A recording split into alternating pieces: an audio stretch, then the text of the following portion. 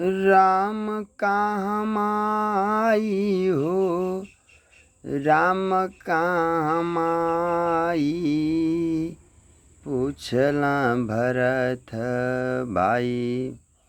राम कहाँ माई, पूछला भरत भाई।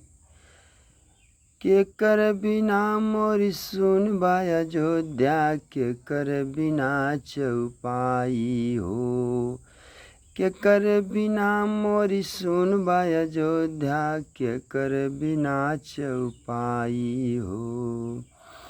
के करे बिना मोरी सुनी रसोइया, के करे बिना मोरी सुनी रसोइया। के घर बीजन बनाई, पूछला भरत भाई। राम कहाँ माई, पूछला भरत भाई। ओ राम के बिना सुनी अयोध्या, लक्ष्मण बिना चौपाई हो। राम के बिना सुनी अयोध्या, लक्ष्मण बिना चौपाई हो।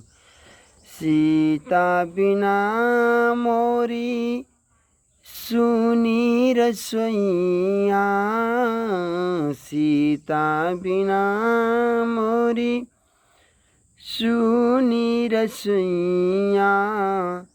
उहे घर में बीजन बनाई, पूछला भरत भाई।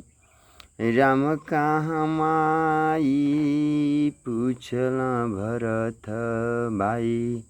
राम कहाँ माई, पूछला भरत भाई।